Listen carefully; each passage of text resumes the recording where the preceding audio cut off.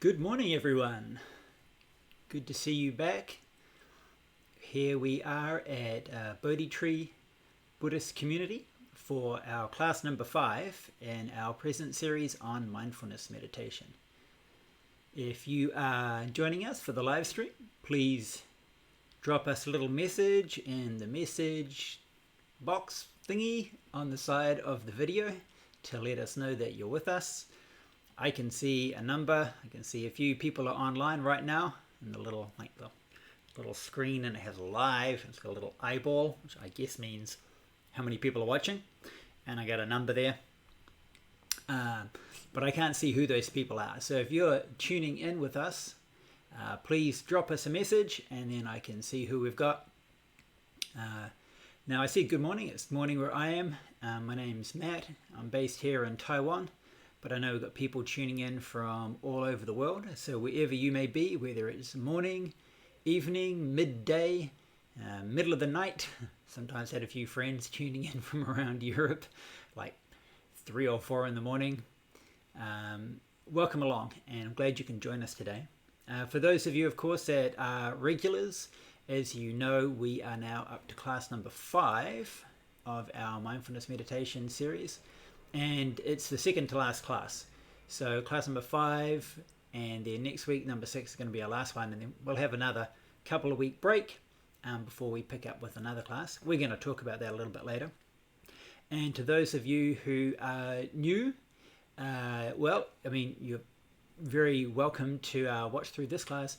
But if you want to go back and see what we've done earlier, because this class is part of a whole series, you can go into the Bodhi Tree page here, go on to videos, and you'll see a bunch of other videos. They should have the same basic cover screen, and they're just numbered class 1, 2, 3, 4, and 5, and next week of course number 6.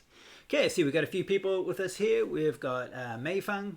Good morning to you as well. Nice to see you there, and thanks as always for liking our posts and sharing those messages and our little scheduled live little notifications. Thanks for sharing those and letting other people know. Very much appreciated. And Maria Law, good to see you too. Don't know what time it is where you are, Maria. It must be pretty late is all I can say. So I hope that this class can be a nice end to your your Friday evening. Okay, if anyone else is out there, I can see there's definitely more than 2 people online. Please drop us a little message. It's always good to see you. And, always just feel free anytime, just throw some comments, and they don't have to be questions. They're just some feedback, just even thoughts, anything. It's good. Because I think a best class is kind of a two-way interaction. Okay, so I see we've got Terry there as well. Good morning to you as well. And everyone else from the Philippines who's tuning in with Terry or with the Kalyana Mitra group there that you've got based in the Philippines. And I see you're putting out a lot of good content as well lately. That's really encouraging to see, and I can see your groups getting stronger all the time. So as I was saying, just put some comments and that, because that way we have a bit of feedback rather than just sort of the talking head, me talking at the video camera and assuming that people are out there watching and absorbing something from it. It's a two-way thing. Okay, so as I said, today is week 5, and so we are going to continue on with the 3rd ground of mindfulness today, which is mindfulness of the mind. So I think I described that as mental processes. Now, I just want to correct something. I only noticed it yesterday when I put in when did I notice it? Yesterday when I put out the notification saying that it would be live streaming today. Now, I had a mistake in the little description box because I put that we'd be doing mindfulness of mental processes, and then in brackets I had dhammas. So mental processes are called dhammas, but in terms of the 4 grounds of mindfulness, the 4 foundations of mindfulness, this week it's not mindfulness of dhammas, it's mindfulness of citta. So that in general is just mind, but we're going to talk about it in slightly broader terms, and we're going to actually spend a lot of time today talking about what I like to call Buddhist psychology. I wanted to talk a little bit about that last week, and I think we did. We started mentioning that, particularly with respect to sensations and feelings, but we're going to continue with that today and add a bit more depth to that. So again, maybe some of you who are tuning in that have done other classes with me, particularly over the last maybe 5-6 years, for some of the programs here in Taiwan over the summer, you might have heard me give a class on Buddhist psychology. And actually, if you Google that up, if you Google up Hui Fong, or go into YouTube and Google up Hui Fong Buddhist psychology, there's at least one talk, like about an hour and a half, which is on YouTube from quite a few years ago. So if you want to have more depth, more material about that, you can definitely go check that out. So we're going to kind of talk about, of course, mindfulness of mind, so citta, but we're going to then try to contextualize that in the whole broader context of Buddhist psychology. So, according to Buddhism, how does the mind function? And throughout this, in many ways, it's a very complex process. I think we all kind of intuitively know that. The mind is a very complex thing in its workings. There's a lot going on, and the ways in which it responds and reacts and so forth is a very complex thing.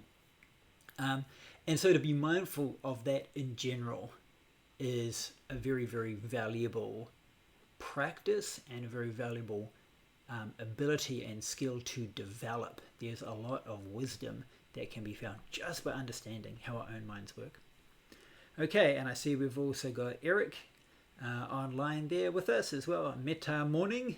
That's a nice morning greeting. I quite like that. Metta morning. So it's like friendly morning.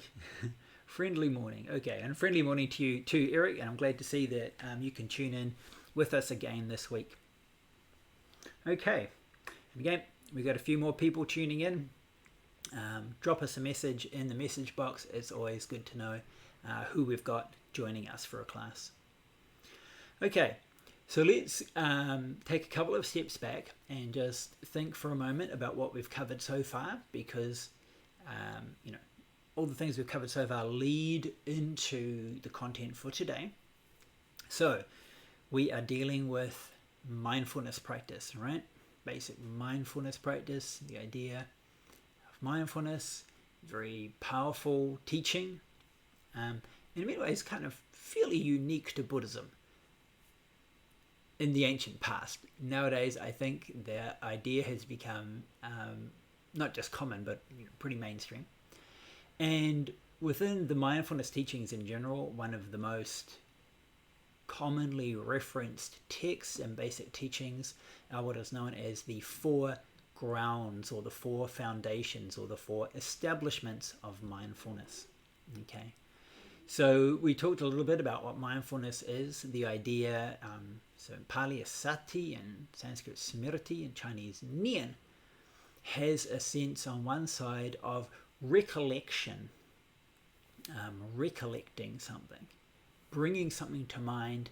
And that also means that you can bring it to mind without being distracted by something else. The mind doesn't wander off onto something else.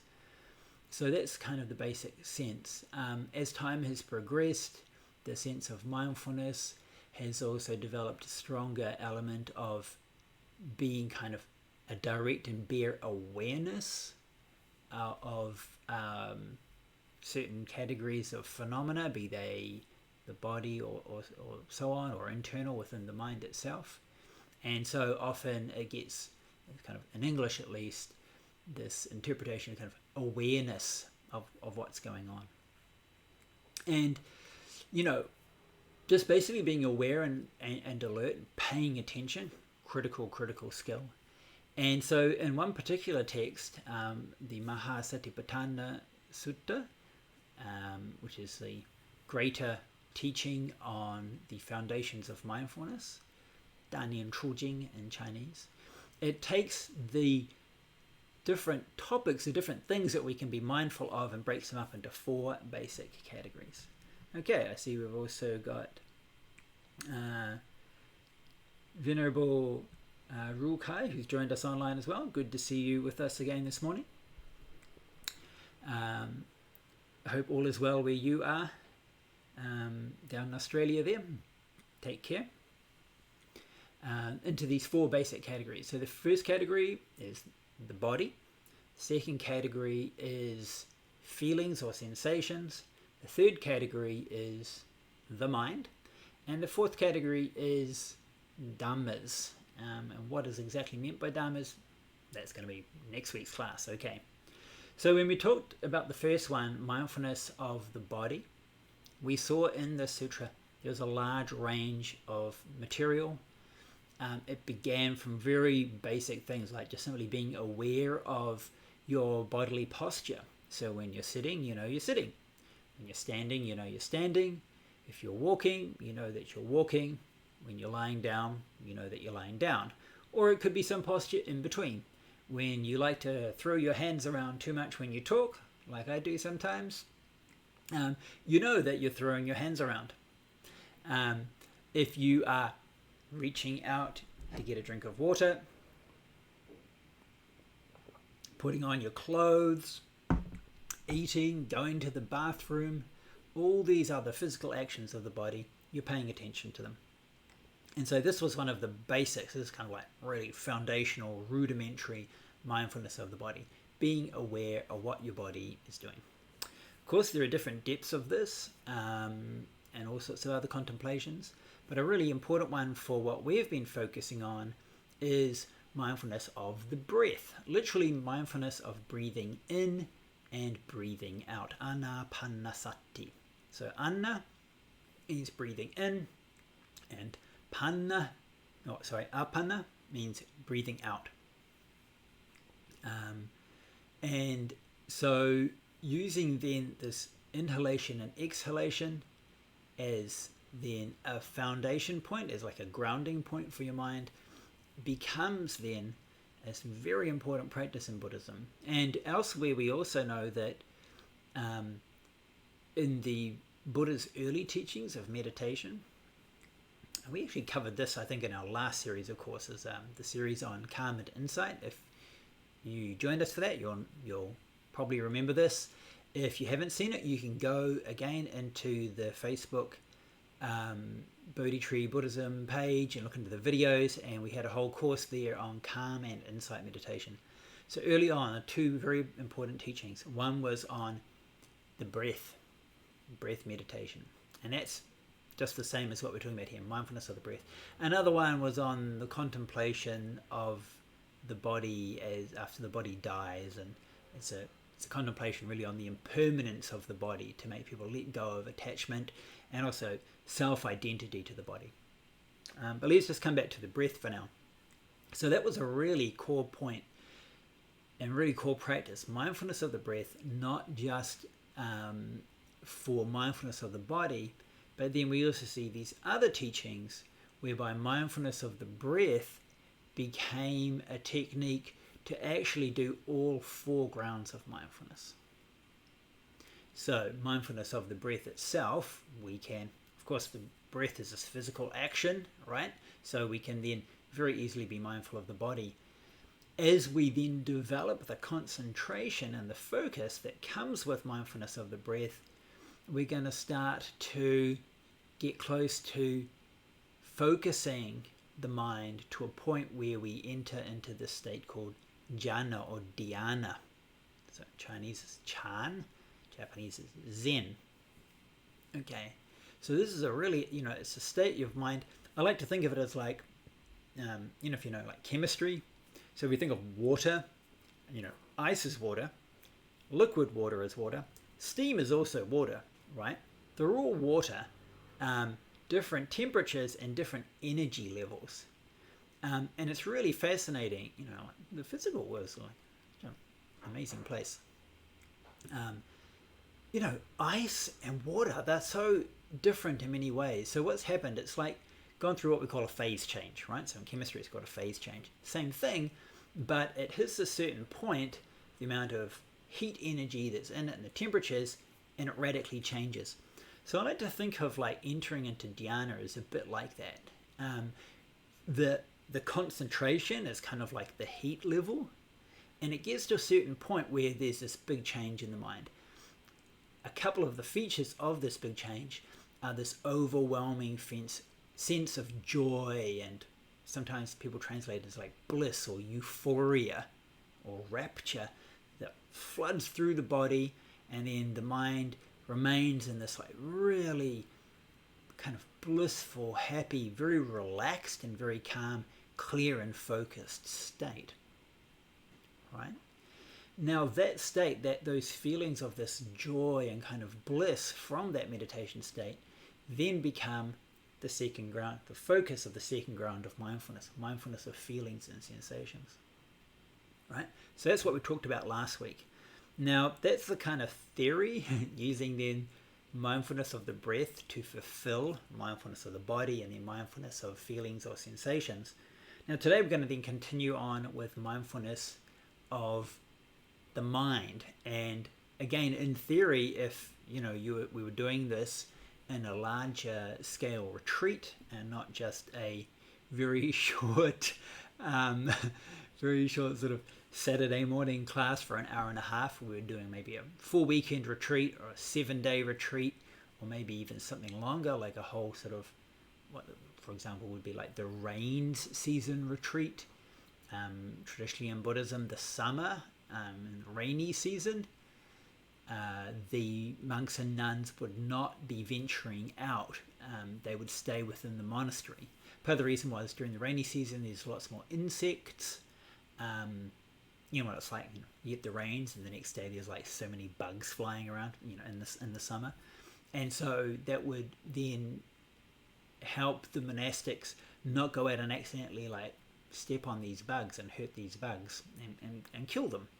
Because monastics, it's not just, we don't kill other people or harm other people. We really just try to do our best to not harm living beings in general, even if it's just a little bug that's flying around in the summer rains. And so that rainy season would be a time of many weeks, over a couple of months, whereby all the monastics are then together, and that provides this great opportunity for a longer retreat. So in that kind of context, where you're spending all day, every day, practicing this mindfulness of the breath, our ability to enter into this deeper meditative state, and then use these feelings and this deeper knowledge we get of the mind, because when we're in that really calm clarity of meditation, all these little micro phenomena that are going on internally, every little thought, every little, not even like thought, but every like almost thought, every little awareness of how our sense organs are functioning becomes far, far clearer. And that then is this really powerful basis for developing mindfulness of the mind, mental phenomena. Okay, so that would be the theory. Now we can talk about it, how far we can get in today's session. Okay, we'll get to that in a moment when we get to our actual meditation time a bit later in today's class. But it is really important to know the theory.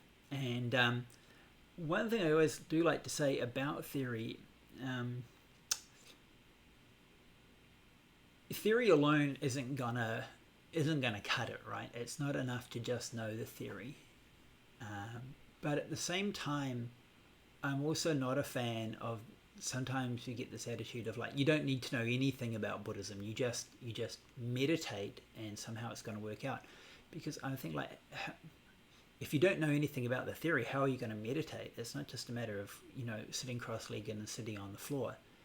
That is not meditation.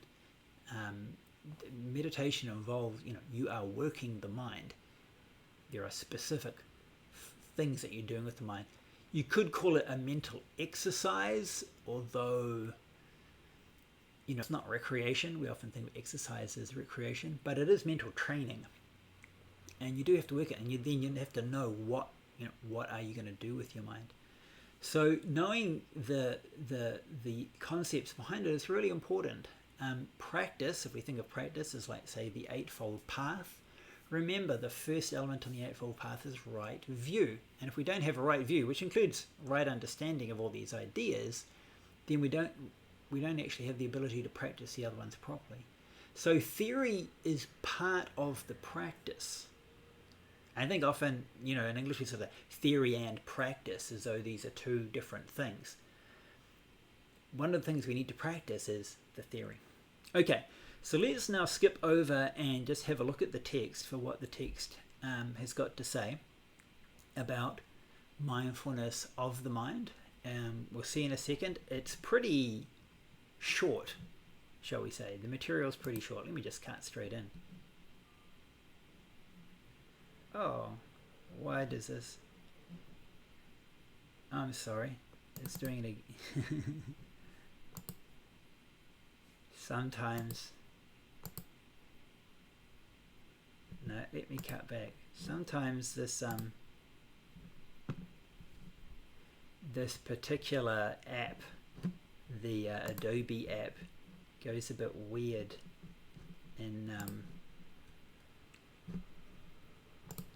when I cut to this app. Let me see. There we go. Okay, we've got it back now. Okay, so here's the part in the Mahasatipatthana Sutta, so the greater teaching on the foundations of mindfulness when it comes to contemplation of mind, the third ground of mindfulness. So let's just read through this first. It's pretty short, and then we can talk about it in a bit more detail.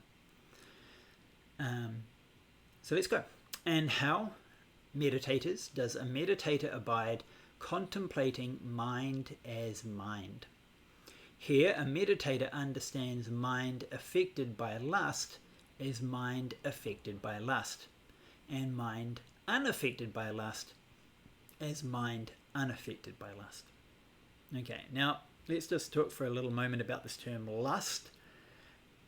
I would say we can understand this term in quite a broad sense, like in my mind at least, literally and figuratively in my mind.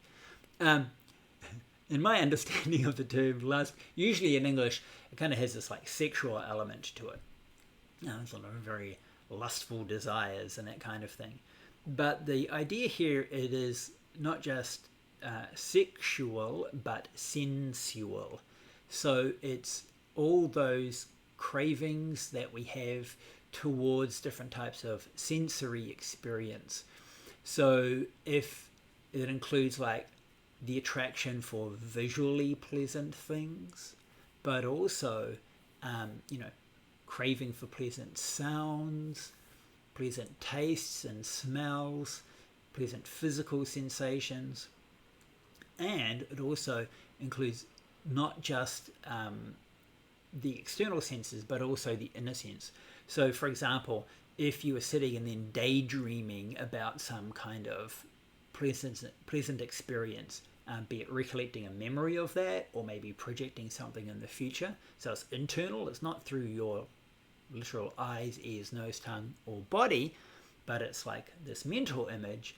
That's also included in this category here. Right? Now, obviously, kind of the narrowly defined lust, you might be thinking of someone you're attracted to, think, they're so pretty, or they're so, handsome, or whatever.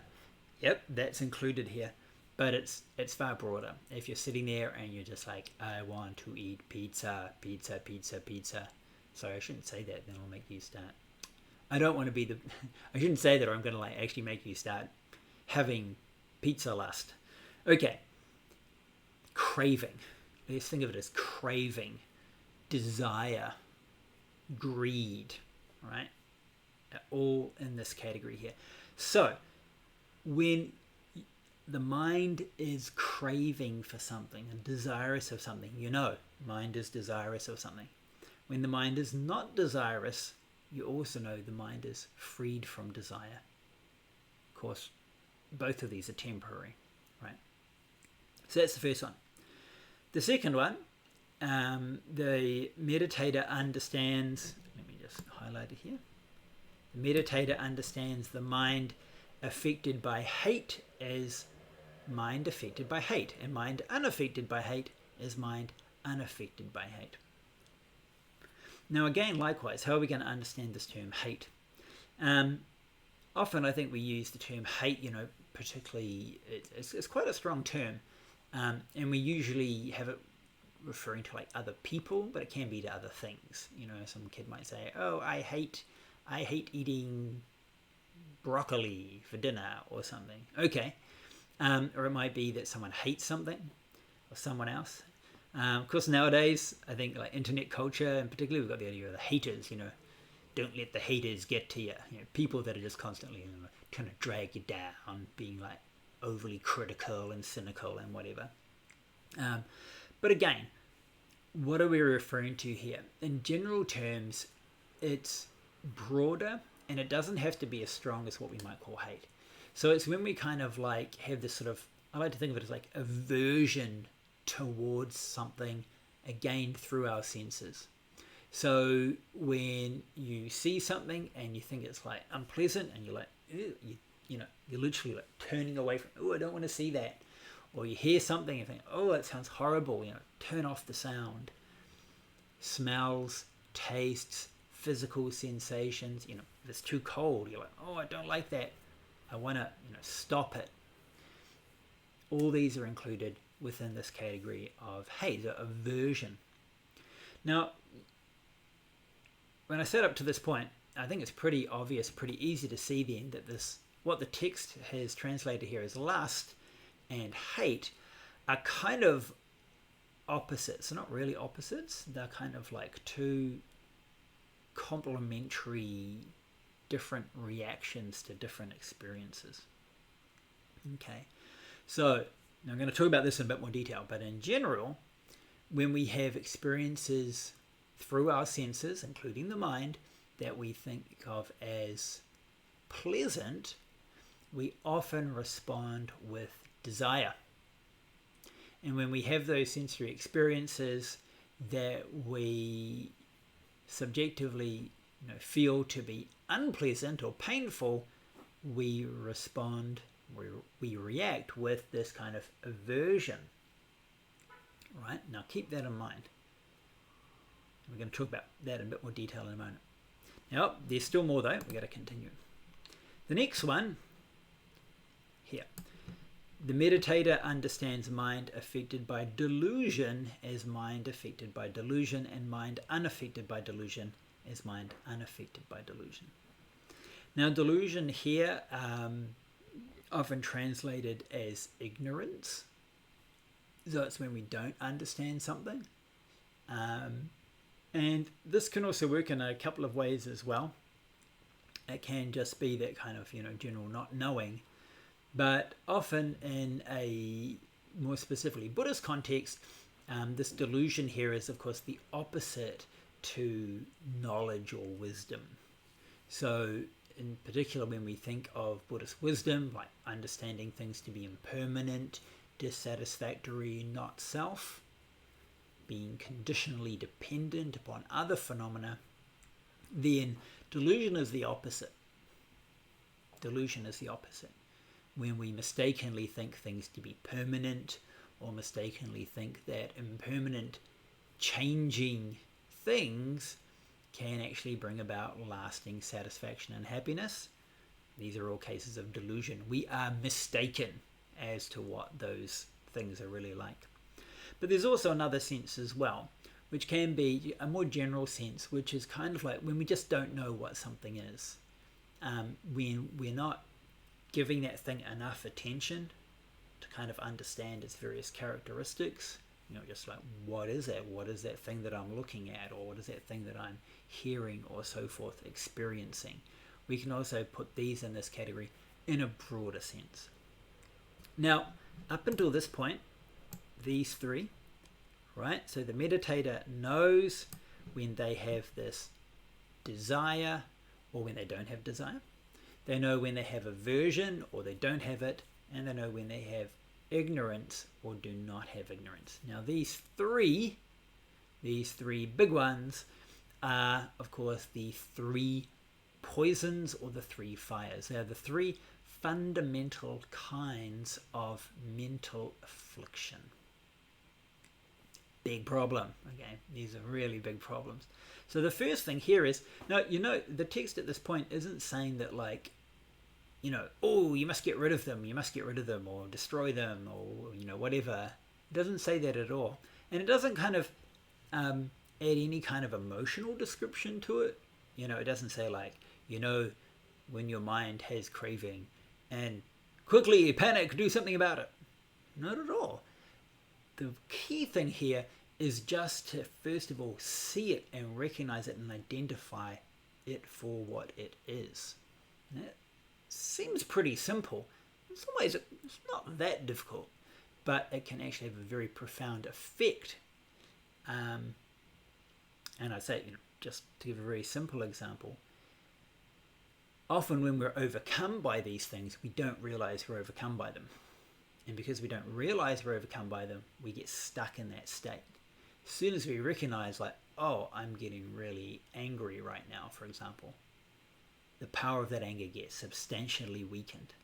I'm not going to say it's just immediately going to, like, vanish and disappear, but it will have quite a definite change when we see it and acknowledge that that's what we're experiencing at that time. Okay, I'm going to get back to that in a bit, but let's continue because there are more types of mental states that are being described here as well. Okay, now I'm going to flip back here for a second. Okay, so we should talk a bit first about these types of afflictions, and let's talk in even more general terms about this kind of mental process. Now, I've already kind of given a few clues and a few of the key points already, but let's just go over it again.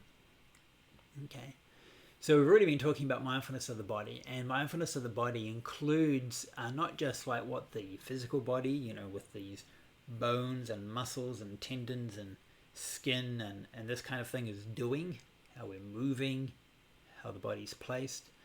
But it also includes things like, the actions of the body, so that can include our physical sense. And it also would include, if you're turning to look at things, of course, when we turn, we don't just change where our eyes are pointing, also adjust where our ears are focusing and getting the sound from. And it would also include the actions, like eating or drinking, where we're bringing things that have flavor and smell into the range of the mouth and the nose. So mindfulness of the body also includes how we are orienting our sense organs, at least the 5 external sense organs, okay? So how we are orienting our eyes, so where we're looking, our ears, where we're directing our hearing focus. Humans we can kind of move our eyeballs. We can't kind of move our ear. Well, we can, like a tiny amount. We're not like like some antelope out on the plains of the Serengeti in Africa and turn their ears like 180 degrees to pick up sound. We're not quite that clever, but we can still orient it. And likewise with our nose, our tongue, and our body. You reach out your hand or your foot or part of your body to touch something. We are always orienting and reorienting our senses. The second one with the mindfulness of feelings or sensations is once our senses then have contact with the world, we have this like what we might call cognition, or just this basic sense experience. So the act of seeing or hearing, smelling, tasting, touching, or thinking, right? Now, these are all, in Buddhist terms, ethically neutral. There is nothing inherently wrong or right, good or bad, about seeing. And I mean literally seeing anything. There's nothing inherently good or bad about it. Okay.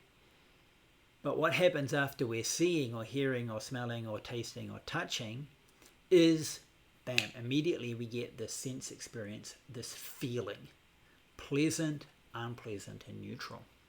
Now, this is a kind of, I call it a a passive thing. I don't know if it's really the best word, but what I mean when I say it's a passive thing is that it's not something we can control. When our senses have contact with these things, you will have some kind of feeling, and it's not something in our control. And again, really importantly, feeling, pleasant, painful, or neutral feeling is in Buddhist terms ethically neutral. There is nothing ethically bad or unwholesome about a painful experience or about a pleasant experience. Now, I think this is important to emphasize because you often hear this idea, and this kind of goes back to like the Buddhist idea of the middle way. So we know the story of the Buddha. He first is the prince in the palace. He enjoys the life of luxury, which kind of means he enjoys the life of pleasure. He gets the best food and music, and everything he gets to see is all beautiful and attractive. A lot of pleasant experience. He then renounces this lifestyle and he becomes an ascetic, like in the forest, in the jungle, where he practices asceticism. And I mean like this really like self-mortifying type of asceticism. Basically fasting to the point where it's like starving. It's not just like, oh, I'm going to have a weekend fruit fast or something. It's like the guy is dying. He's really messing up his body. He's doing it to such a degree. And all sorts of other practices that they used to do, out in the midday sun in the middle of summer, like roasting your body, kind of going up and bathing in freezing mountain streams in the middle of winter, not eating, not cutting your hair, trimming your fingernails, not washing, sleeping on beds of nails, all this kind of stuff. Pain. And then the Buddha realizes, okay, none of these things are working. He abandons this way of self-mortification, finds the middle way. So often this is described as being like, oh, the middle way is the way between pleasure and pain. No, that kind of, I think, really misses the point in quite an important way. If we say it like that, it's, between pleasure and pain, it makes it sound like if I'm experiencing pleasure, then I'm no longer on the middle way. And if I'm experiencing pain, I'm no longer in the middle way. I should just be experiencing this kind of things are not pleasant or painful. I'm kind of neither happy nor sad. No, that's not Buddhism at all. The problem isn't the pain and it isn't the pleasure. The middle way is saying avoiding seeking, avoiding running after pleasure, and avoiding seeking pain. It's the seeking that's the problem, not the pleasure and the pain itself. Pleasure and pain, as I said, is ethically neutral. So, again, back to the mindfulness thing. So, as I said, our senses, when they encounter objects, we will have pleasure and we will have pain. That is not the problem. Okay, I want to emphasize that. That is not the problem. But the problem is what happens next. Okay, so when we have the pleasant experiences, the usual reaction is what? The usual reaction is craving and desire for those experiences. Bam! That is what we've just mentioned there, right? The mind affected by lust or affected by desire or craving. That is the problem. That is an affliction. Craving is an affliction. That is kind of one of the roots of the problem. It's not the pleasant experience itself. And likewise, if we experience painful experiences, a common reaction that is almost like an immediate, almost instinctual reaction is to reject it and aversion for it. Put your hand onto a hot stove top and burn it. What do? You pull your hand away like immediately, right? And you might even get angry. Like angry at what? You're getting angry at the stove? Like the stove's just a stove. It's an inanimate object. But we have aversion for it. So now the thing is this. The thing is that usually the craving that comes with pleasure and the aversion that comes with pain, and I should also add the other one, the ignorance that comes with neutral sensation. So if the sensation is kind of neutral, we don't often give it much attention. When experiences are very pleasant, so, the classic example is if you see a person that you are physically attracted to, you look at them more, right? And when you look at them more, then you're paying attention to all these different features and all these details. Now, it can be also a bit the same with unpleasant experiences as well. We often take a lot of time that we give to things that annoy us, right? We know all about them, you know. That's why people gossip, right? Oh, that person, you know, that nasty person, and blah, blah, blah, blah, blah. We seem to know so much about these people that annoy the hell out of us. But the things that we find neither pleasant nor painful, we're just kind of a bit ignorant of them. We don't really understand them. We don't give them any attention because we neither find them pleasant, that we're attracted to them, or do we find them painful, that we have aversion to them. So it's the craving, the aversion, and the ignorance or the delusion that are the problem. They are the afflictions. So in our ground of mindfulness here, we are seeing when the mind has this, right? And it's important that that comes immediately after the mindfulness of the sensations or feelings. Now, as I said, for most people, that reaction happens so fast that, to be honest, a lot of people can't tell the difference. A lot of people can't tell the difference between a pleasant experience and craving. They can't tell the difference between a painful experience and aversion.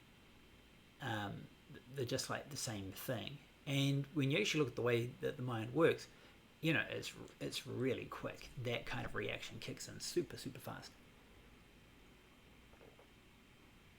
However, if we are practicing mindfulness and we are practicing meditation, we will begin to clearer and clearer see that these are different things. They are related causally, but they are not the same thing. And so when we have the pleasant experience, okay, now I'm experiencing this pleasant experience. And then, hey, and now I'm experiencing desire. Now my mind is affected by desire. So, to give an example, you know, and the amount of examples you can come up with are, you know, so many. I wake up this morning and when I eat breakfast, I have a cup of coffee and I have some avocado on lightly toasted bread. And as I'm eating it, it's very pleasant, you know. So it's pleasant taste, and then there might very quickly kick in then desire. So it might include, for example, I want to eat even more. You know, I've had enough for breakfast, but maybe I want to eat more, right? More than what I need. Yeah, there's craving. Maybe I also start to plan for, like, I want to have this for breakfast tomorrow, you know. Quickly note down, must make sure that I have enough toast bread, and I also got to buy some more avocados, because avocado season, must buy more avocados. Don't just buy one, I must buy 10 avocados. Let me buy an entire box of avocados and fill up the freezer. Okay, now sure, on one side you got to eat, but what I'm talking about here is not just eating. It's like, you know, it's for pleasure, it's craving for that experience. So something as simple as that can then be a foundation. If, however, I'm just mindful while I'm eating, right? So, okay, I see the food, I'm moving my body, putting the food in my mouth, I'm then tasting and smelling. I also have the texture in my mouth, so it's the body as a sense, right? I'm getting pleasant sensations out of this. And then I'm going to immediately start to know that, look, if I'm getting pleasant sensations, I also need to pay attention.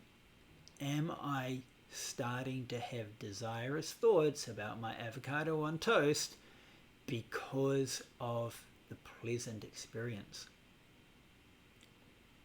Okay. And if I do, I just am aware. Pleasant experience. Mind affected by craving.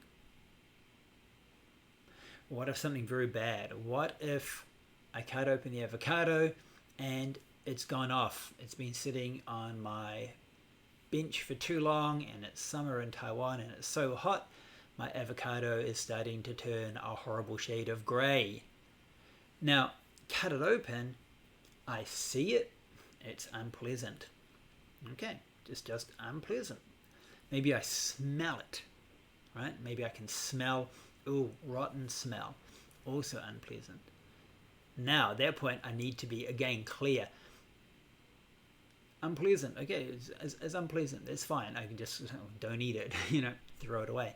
But I might not just do that. I might also then start to have aversion. I might get angry, right?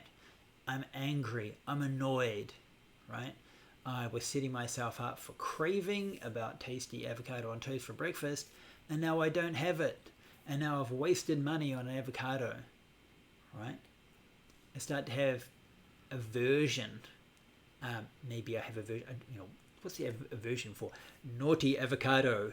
Maybe it's aversion to myself. Oh, should have put it in the fridge.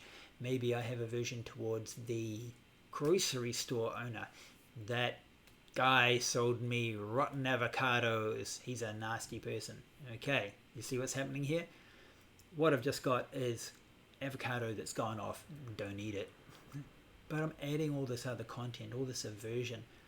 None of that aversion is helping me. I mean, you might say, oh, but the aversion for the shopkeeper means that I won't go back. I don't need to have aversion to the shopkeeper to know, hey, look, this guy sold me 2-3 rotten avocados now. Okay, just note down, don't buy that guy's avocados. I don't have to have aversion about it.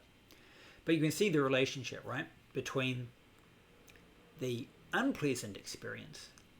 I see, I smell, or maybe I didn't notice, and then I start to eat it, and it's gone off. Unpleasant experience.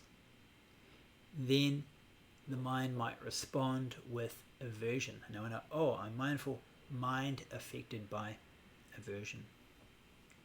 Okay, so these can be some of the uses of just this kind of basic thing of mindfulness in day-to-day life.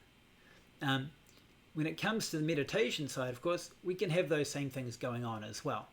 A lot of them might be as we're sitting in meditation that we have these thoughts internally. We might be recollecting something that was a pleasant experience or a painful experience that then led to craving or aversion or to ignorance.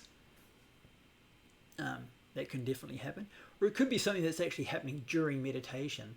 One of the classics might be if we are sitting and maybe the body isn't very used to sitting in a meditation posture or being sitting too long. You might get some pain, pain in my leg, pain in my back and my neck, something. Painful experience. Okay, mindful of a painful experience. We might then start to have aversion. Classic one, of course, in the meditation hall is, the meditator sitting there like looking over at the person who keeps the time, who hits the bell to end the meditation session. Like, hit the bell, hit the bell, hit the bell, we're dying here. You start to get really angry at the poor old timekeeper. It's not the timekeeper's fault that we have the pain, but painful experience will often lead to aversion. Aversion gets strong enough, it becomes anger, becomes hatred, right? Could also get the experience whereby the session is going, what we might call going very well. We might be very concentrated. We're feeling really nice about the meditation, and we start to then crave that state. We start to have desire and craving for the pleasant experience of meditation. Now, this is a very, very real thing that can happen. Some people kind of have this weird response to that and then think, oh, because you might get attached to the pleasure of meditation, therefore you shouldn't meditate. Yeah, that's kind of just not very wise. The pleasure of meditation will have the advantage that it will help us to get rid of other more kind of coarse kinds of craving. You still don't want it though, but the Buddha did actually often teach in a way whereby you use kind of a higher type of pleasant experience, such as the experience of meditation, in order to forsake a lower level of craving. So if someone is really like attached to their meditation, probably that person will have very few kind of mundane level craving. They're not going to be someone that spends too much time just craving worldly day-to-day things, food and drink and music and all that kind of stuff. Now, of course, they still need to progress and be able to let go of the pleasant experience and the craving for meditation. That's true, but they've still progressed. So the idea that like, oh, because you might get attached to meditation, therefore you shouldn't meditate, is kind of really misdirected. But what can also happen is you might meditate. I used to get this, I confess, I used to get this problem quite a bit when I was in Buddhist college. So you meditate, and it feels very good, and the session ends, and then after the session ends, some classmates start like talking or something, and I'd get really annoyed with them because I'm like, oh, the sitting session's finished, but I can keep up this really nice state of mind and clarity even as I leave the meditation hall. So normally we'd meditate in the evening and basically just go back to our rooms and sleep, and then someone starts talking and blah blah blah blah blah, and I get really annoyed because like, people you're talking, you're disturbing my nice meditation. I should have at that time been more mindful, and then myself hearing unpleasant experience, and now I have a mind with aversion, and I should turn my focus to my mind with aversion rather than having my focus on what these other people were doing. Okay. If you're going to be a meditator, really important concept I think to keep in mind is what other people do is what other people do. My task is how I respond or how I react to what other people do. Right? There's a very famous line in the ānāpāna which basically says to that effect, it's better to find one fault in yourself than to find 100 faults in other people. One of the main reasons is simply if we find a fault in ourselves, there's much more we can do about it. You find a fault in another person, how often do we convince other people of their faults and have them then correct or change their behavior? Not very often, right? Not very often at all. We know that. It's better like, okay, they're talking. Sure, there's a rule in the college, you're not supposed to be talking at that time. Sure, they're breaking a rule, but if I'm the one who's getting annoyed, I need to bring my focus here and stop my annoyance. Get at the root of the problem. Because otherwise, if I get angry and then I go shout at them, you're breaking the rules, I'm going to get angry. They're not going to react in a good way if I'm angry. If I can keep like a really clear, calm state of mind, maybe at some point if I ask them, could you not do that? But I do it in a way that sounds like I'm not getting really like annoyed at them, they're far more likely to respond favorably. Okay, now there is more. I've just got to go back to our text here. Oh, yeah, okay. I see this,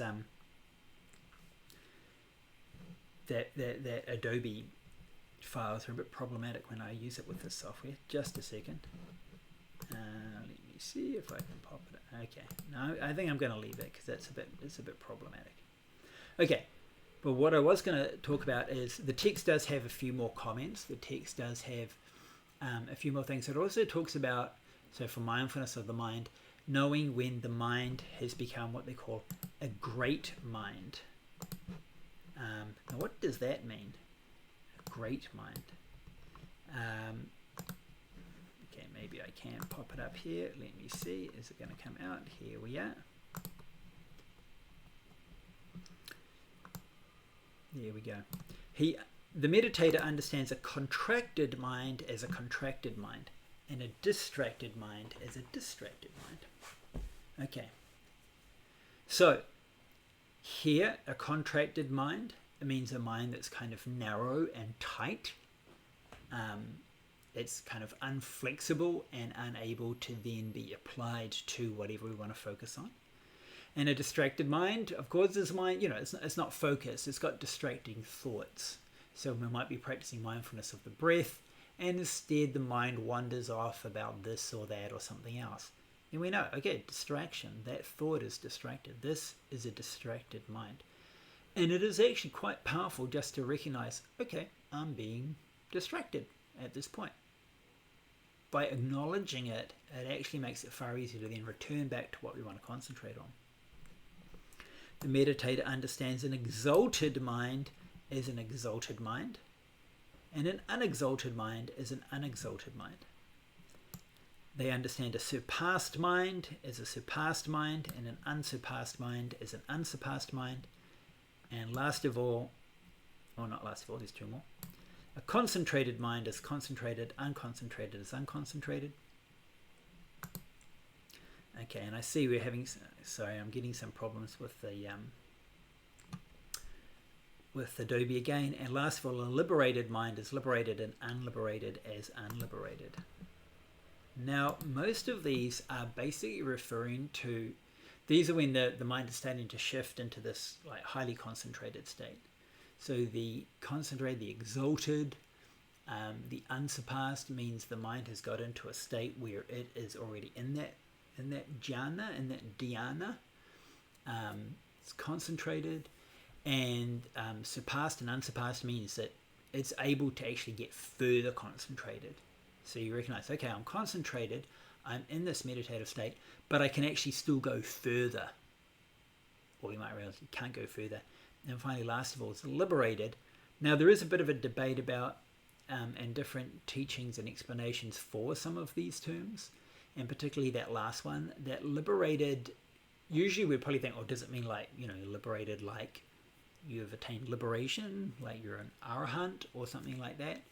Probably not at this point in the text. The term liberation can and often does mean that in Buddhist texts, but sometimes the term liberation, so vimoksha, can also just be referring to, again, it's a form of a concentrated meditative state, and I think that's probably what it's meaning here. So like I said, there are some kind of critical details, but I think most of those differences, again, we need to keep in mind these texts are originally for full-time elite meditators, people that are meditating 24/7, whereby they're going to get into these really deep states of mind and they need to know those.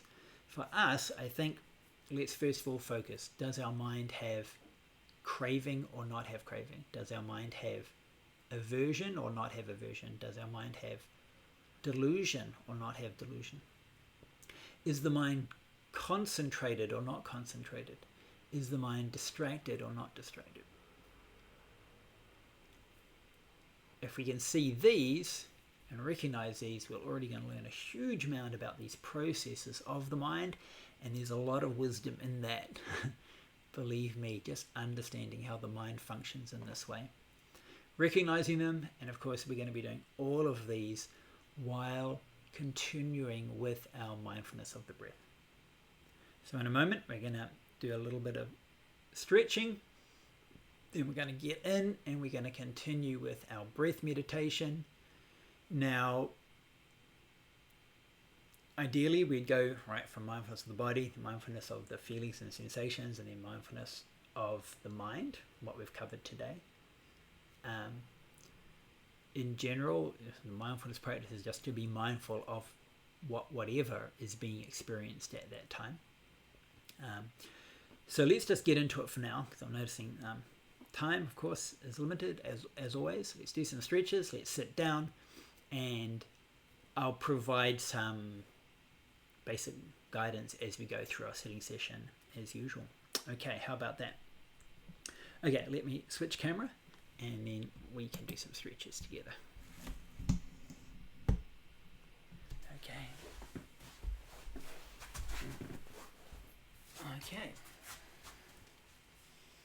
Hope you've got some space where you can do your stretches. So let's just begin with the feet and ankles, back the other way, and the left foot. Remember, as you're doing the stretches are part of the mindfulness. They're not before the meditation. If we are paying attention to these stretches, we are already practicing basic mindfulness of the body. We might also be practicing mindfulness of feelings. You think like, oh, that hurts. Oh, that feels nice and comfy. Then you are already practicing mindfulness of the body and mindfulness of feelings. So meditation doesn't have to be only on the sitting cushion. Okay, upper body, we're going to combine, of course, the movements with our breath. So hands, inhaling up,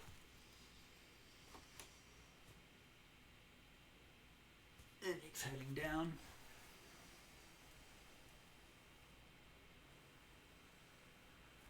Inhaling up,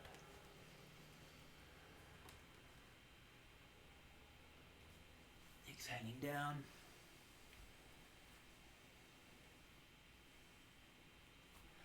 Inhaling up,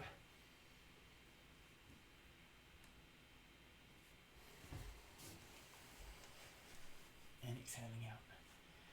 Okay, with the neck, I'm going to go up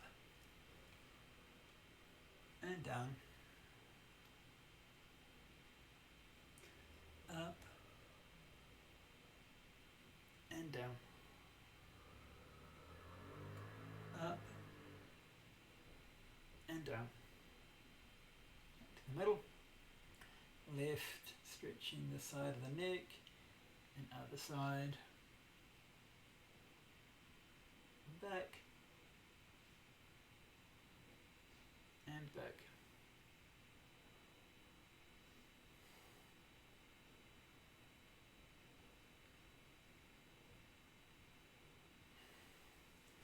Okay, just shake out legs and arms, relax your body. Okay, let's grab our seat.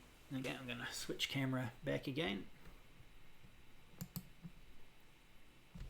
I think that's the right camera angle there. Okay, so take your seat, everyone. You know the meditation posture, we've covered it many times before. Okay, so sitting comfortably. Just loosen up, maybe stretch side to side, forward and back. Particularly loosen up your hips, pelvis, so you can sit more comfortably. Okay, we're just going to begin the session with the basics. Just doing our breathing in and breathing out. And then we're going to move into, and let's just combine them together, the mindfulness of the sensations, so pleasant experiences, unpleasant, neutral experiences, and then also mindfulness of desire, aversion, and delusion. So we're going to combine them, the three types of sensations and the three types of afflictions, if they're present or if they're not present. Okay. You might take off your glasses and your watches and those kinds of things if you have them. I'm going to leave mine on so I can look at the time. Okay.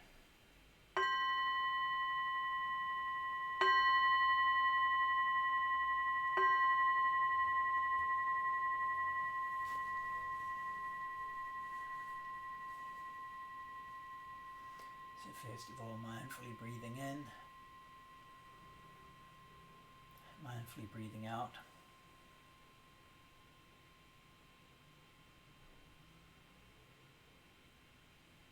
Mindfully breathing in short, mindfully breathing out short.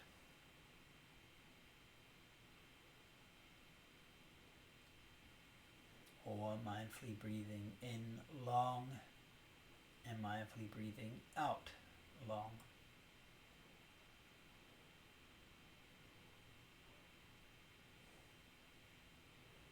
Of course, keeping the body relaxed.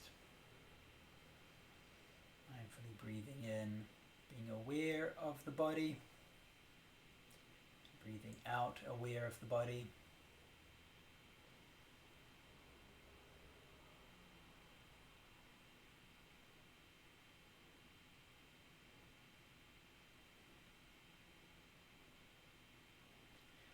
Mindfully breathing in, relaxing the body, and breathing out, relaxing the body.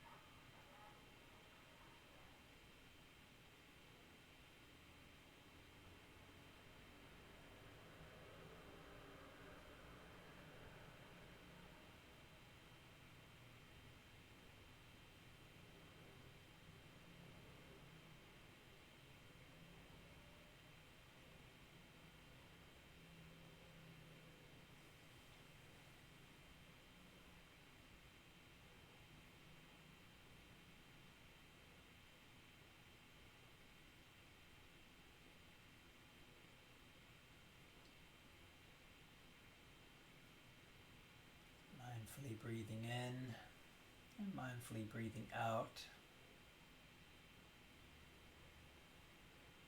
Mindfully breathing in, aware of and relaxing the body. And mindfully breathing out, aware of and relaxing the body. Just focus mindfulness on the body for the first few minutes.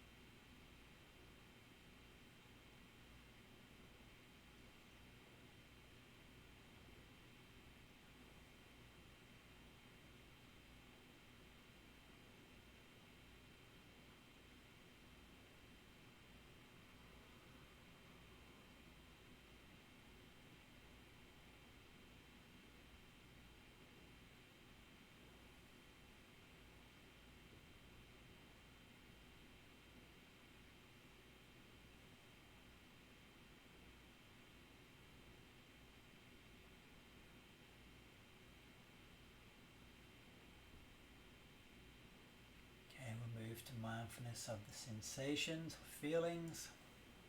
So continuing to mindfully breathe in and mindfully breathe out, and being aware if we are experiencing pleasant sensations or experiencing unpleasant sensations, or if we are experiencing neither pleasant nor unpleasant, neutral sensations.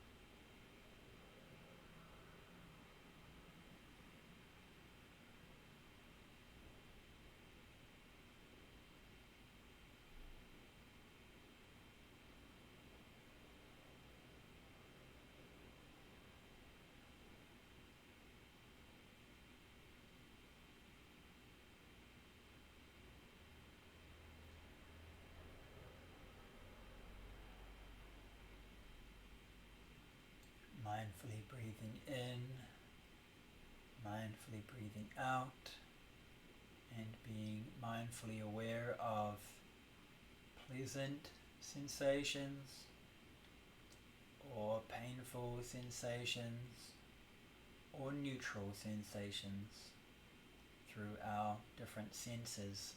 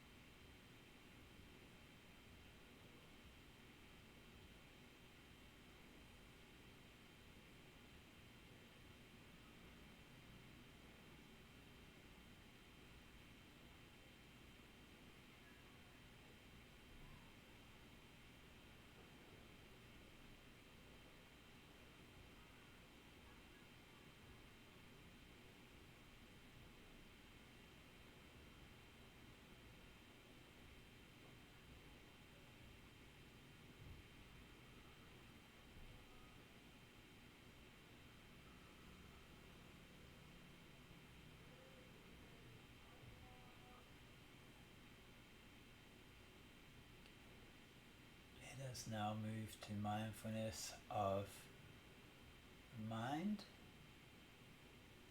So continuing to mindfully breathe in, mindfully breathe out, paying attention to presence or absence of desire, presence or absence of aversion, presence or absence of delusion or ignorance,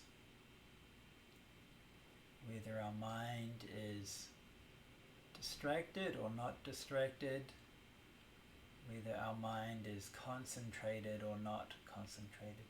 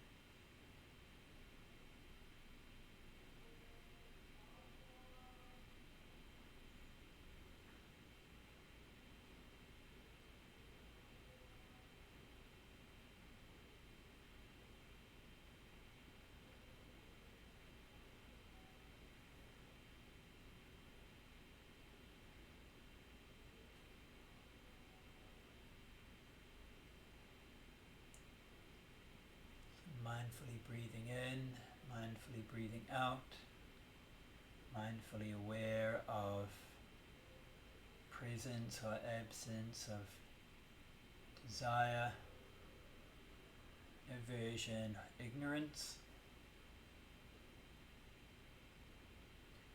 Mindfully aware of distraction or concentration.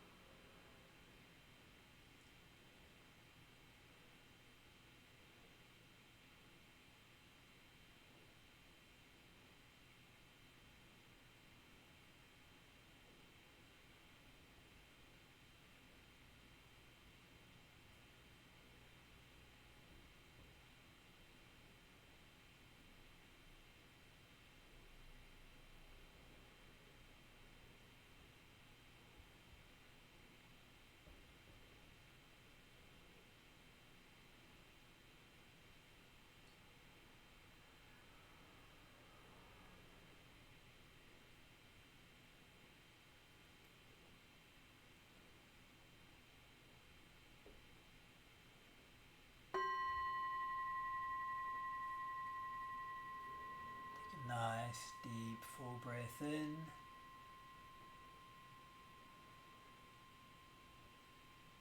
Exhaling all the way out.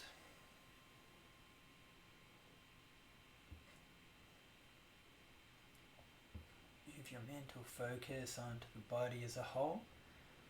Just rock the upper body left and right.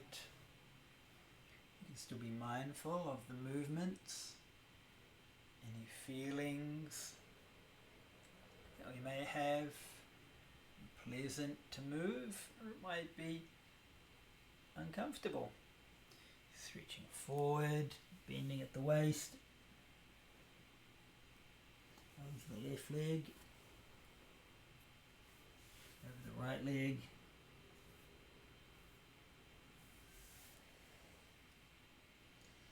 Stretching the neck, rolling the shoulders.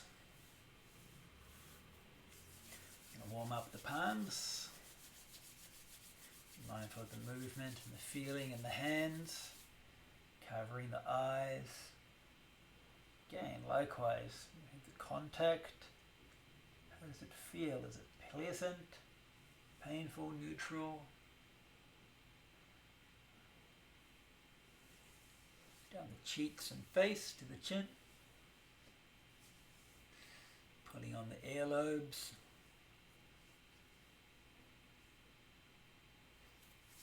Warm up the palms again. Back of the head and the neck, the shoulders and arms,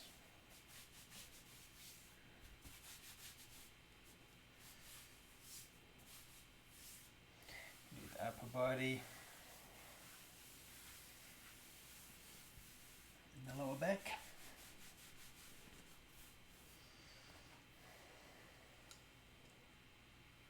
If you need to, you can slowly unfold your legs. You can give your legs a pat down. Give movement around the ankle. Massage the sole of your foot. Get the feeling back. Remember, don't make any movements. Don't get up off your seat if you're still feeling your legs are a bit numb.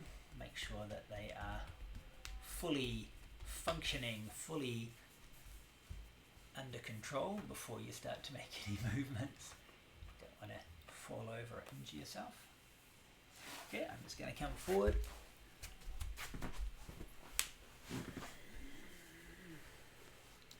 And just readjust the camera. Okay. How are you all, my good friends? How are you all after that session? Are you all mindful, aware, alert? Are you all crystal clear with what is going on both in your body as your body and also in terms of your feelings and then also those emotional responses to them? Are you clear as to how concentrated you were? I'll give one little example for myself. So just again, as usual, if you've got any questions, just throw them down.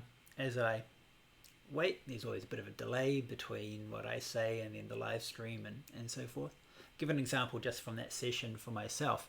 I don't know if you could hear it on the mic, but just out here on the street, I'm just kind of in the suburbs, so it's a residential area.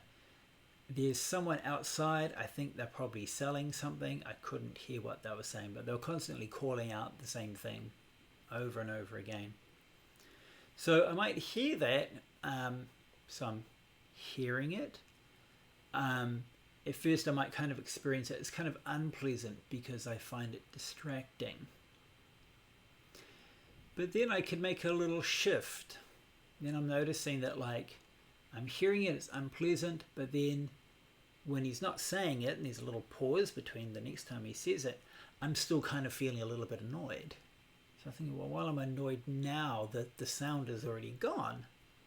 So then I could shift because my mind's kind of calm enough that when I was hearing it, I was just like hearing. And then as soon as he'd stop, I'm not hearing. And then as it'd be like not hearing, I found that there was nothing for me to be annoyed at. And then when he'd start again, he was kind of like, rah, rah, and then maybe a few seconds, and then rah, rah, just over and over again. In the break, then I just be, I'm not hearing. I wouldn't have this kind of lingering sense of annoyance or whatever.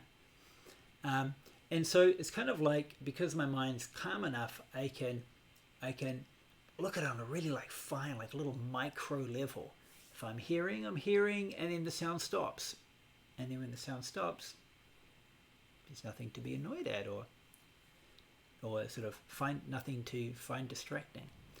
So it's kind of an interesting little point here. It's a little micro case example, but how often does this happen, whereby something happens to us during the day, we get annoyed by that thing as it's happening, but then after it's happened, that annoyance like lingers with us for the rest of the day. We're constantly thinking about that thing. It's coming up in a memory.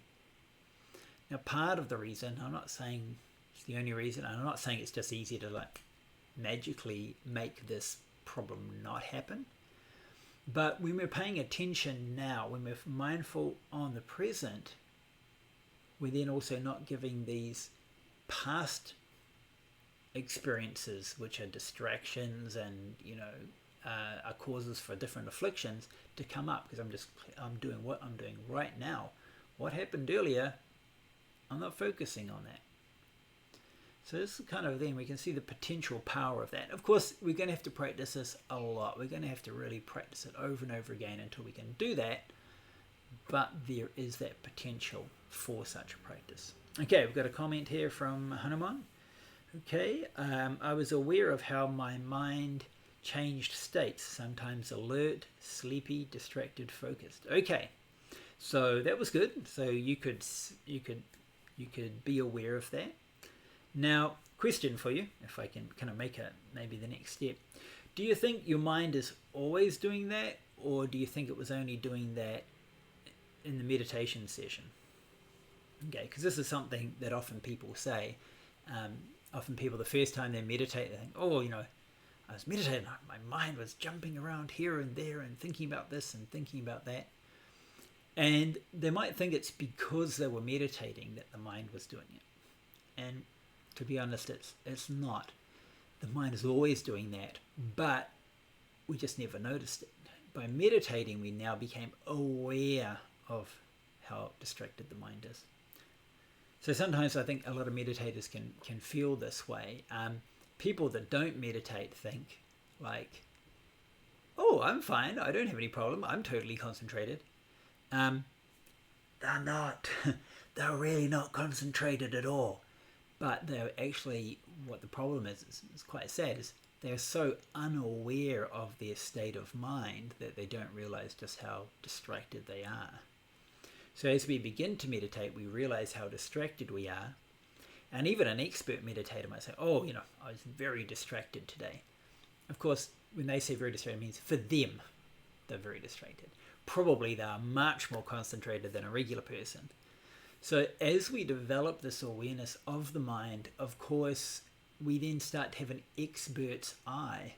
And an expert is able to see all these problems much clearer than the person with no knowledge at all. The person with no knowledge at all is totally ignorant. They think everything's fine and it's not.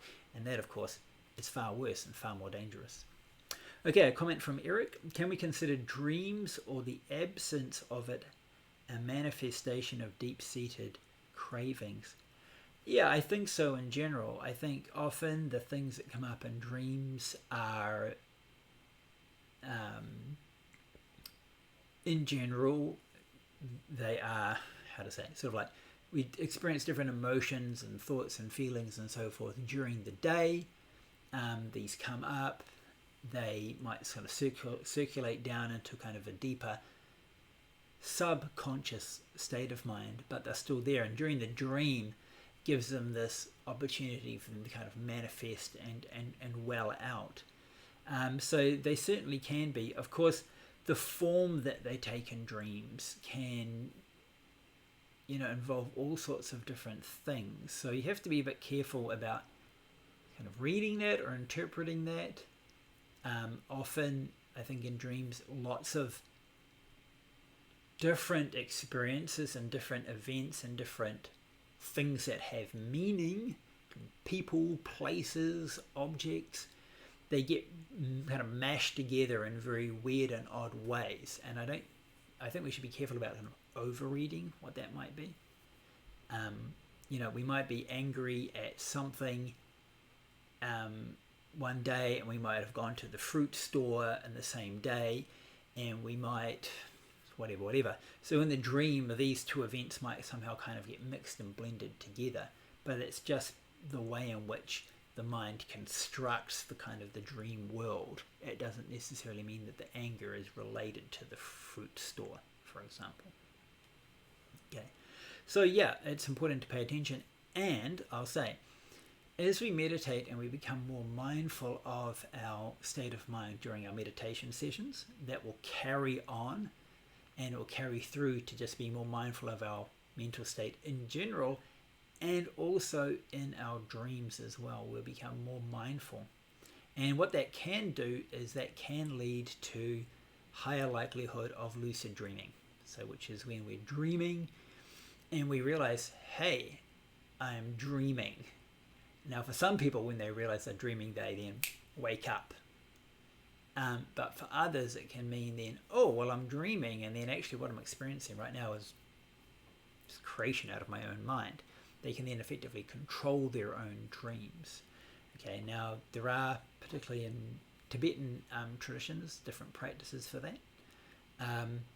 But let's just put it first of all just in the category of being aware of this is a good thing. First, being aware of it. We can only do something, we can only improve our state of mind, our quality of mind, and thus our lives, if we are first aware of it. If we are unaware, if we're ignorant, there's very little we can do about it. Or we might try things and they might just be totally wrong or ineffective. Okay, everyone. Thanks for joining us today. It's 10:36 here. We're a bit over our usual hour and a half. I'd like to thank you all for joining us, and please come back and join us for next week's class. Oh, I got a comment coming through here from Eric again. Because during meditation time, the mind is relatively calm, and yet in dreams there are some exploding or disturbing feelings. Yeah, that certainly can happen if there are maybe suppressed thoughts or feelings. That then the dream space, because it's not confined by the constrictions of the world. I mean, in waking life, we are only going to have responses, emotional responses, for example, responding to the sensory experience that we're having at that time. But of course, in a dream, the sensory experience isn't set. The sensory experience itself is created by the mind. So the mind can then create scenes which then give those emotions an opportunity to kind of release themselves and manifest. So there's they can in that way be far more, intense than what we might experience during a waking state. Okay, so as I was saying, I'd like to see you all back again next week. Next week we'll be doing the fourth foundation of mindfulness of Dhammas, which includes the practices that are leading to actually now liberating ourselves from the afflictions and leading us into the state of well-being, the state of true mental health and freedom. And that will be our last session for this course. So please join us for the last session. We'll then take a couple of weeks off and then come back with something else. And if you've got any thoughts next week for what you'd like to see for the next course, please let me know then, or at any time as well. Okay, everyone, good to see you. Take care. And before next week, so in the week before the next class, take care of yourself wherever you may be. Take care of your friends and loved ones around you, and just everyone around you. Take care. Be good to each other. Be kind. Be happy. Okay. Catch you later.